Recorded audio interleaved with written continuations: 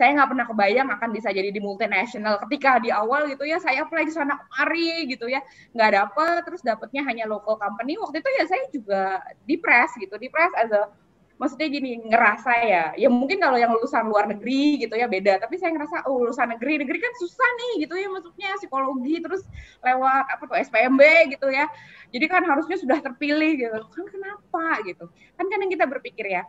Tapi di satu sisi waktu itu saya diskus sama mama saya bilang, mah gimana sih, kan mama dari dulu udah kerja bagus, kenapa kok aku susah gitu, ngelamar tuh di mana-mana standar chartered, semuanya ada mention it gitu ya, sehari kayaknya saya bisa kirim 100 lamaran gitu, tapi nggak ada perusahaan prestigious yang manggil saya gitu.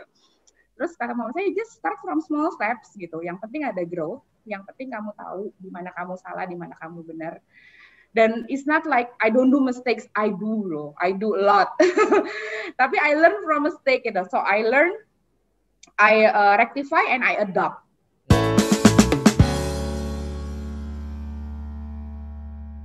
Nah, aku pengen masuk ke bagian yang terakhir nih tentang tips karir, tips bekerja gitu.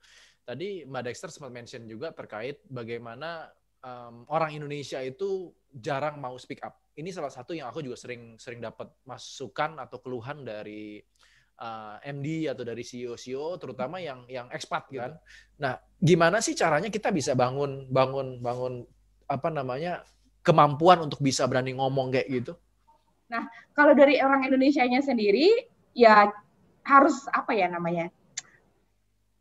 Harus praktek dalam arti mencoba gitu. Kadang yang bikin orang nggak berani ngomong tuh, aduh ntar aku ngomong bahasa Inggris takut salah. Aduh nanti salah ngomong gitu. It's okay to have mistake. Nah itu mungkin banyak orang yang daripada nanti salah mendingan diem aja itu. Nah itu dari sisi pribadi. Dari sisi company-nya juga harus tolerate mistake.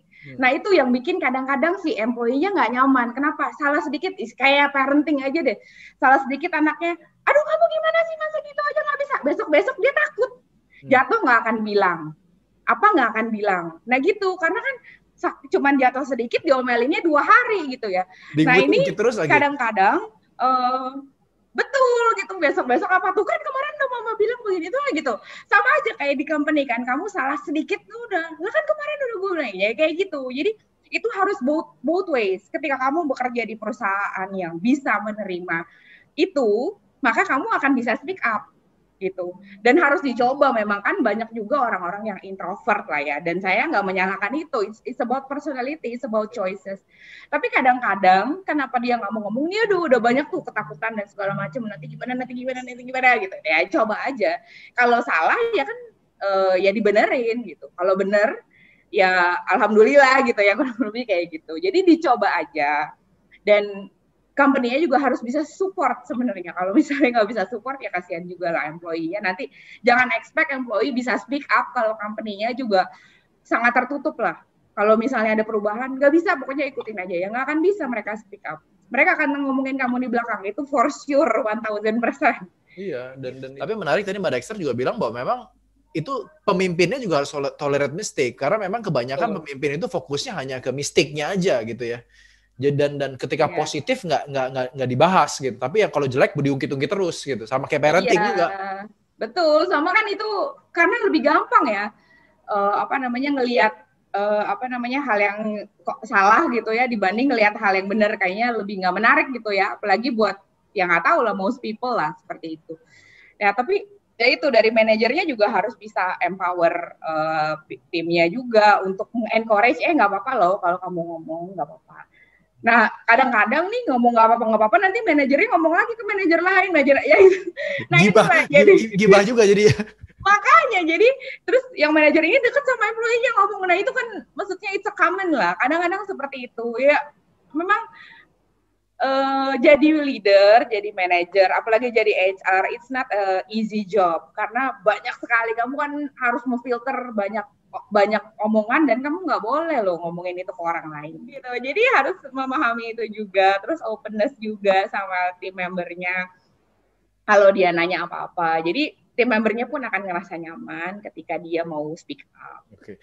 Nah, kalau untuk tips untuk orang-orang yang baru mulai karir nih Mbak Dexter, Tadi kan kita sempat singgung di awal gitu ya, bahwa sekarang ini kan banyak generasi-generasi lulusan corona nih, yang memang mereka lulus di saat corona hit gitu, di mana mereka cari kerjaan pasti sangat-sangat sulit.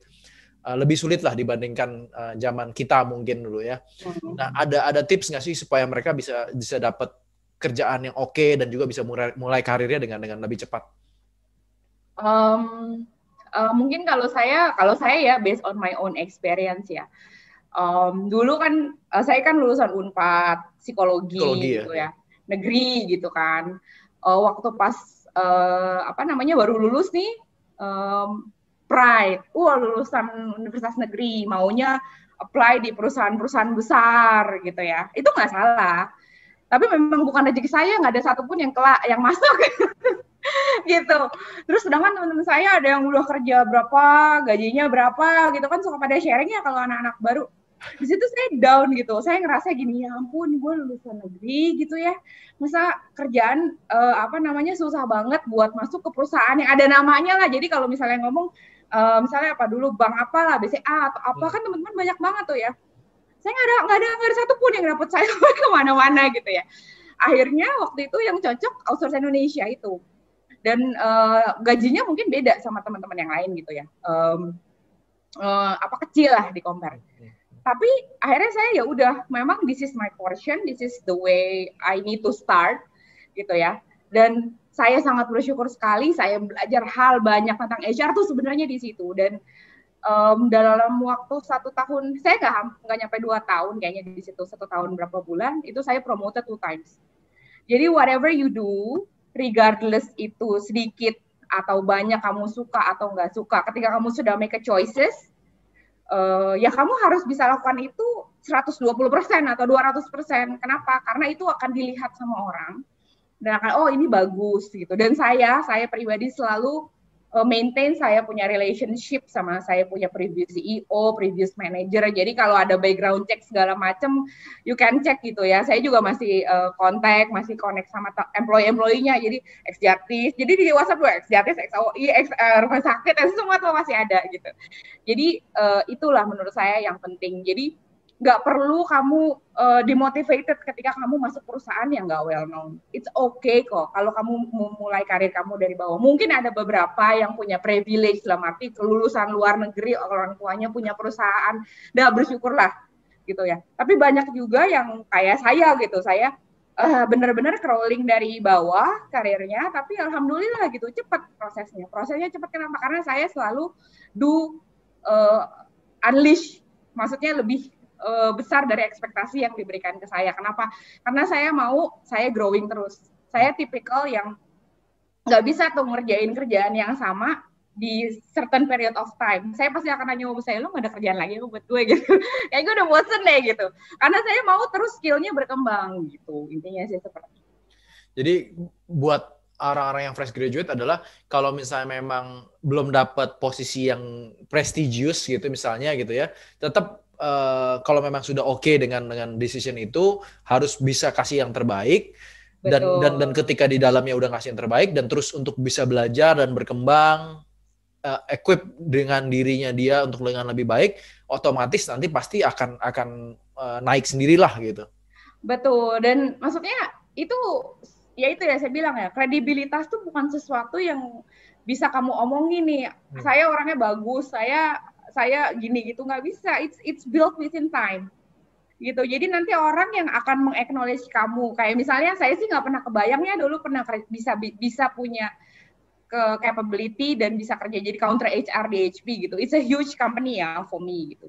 Saya nggak pernah kebayang akan bisa jadi di multinational. Ketika di awal gitu ya, saya apply di sana kemari gitu ya, nggak dapet, terus dapetnya hanya local company. Waktu itu ya saya juga depressed as a, maksudnya gini, ngerasa ya mungkin kalau yang lulusan luar negeri gitu ya beda, tapi saya ngerasa lulusan negeri kan susah nih gitu ya, maksudnya psikologi terus lewat SPMB gitu ya, jadi kan harusnya sudah terpilih gitu kan, kenapa gitu kan yang kita berpikir ya. Tapi di satu sisi waktu itu saya diskus sama mama saya bilang, mah gimana sih, kan mama dari dulu udah kerja bagus, kenapa kok aku susah gitu.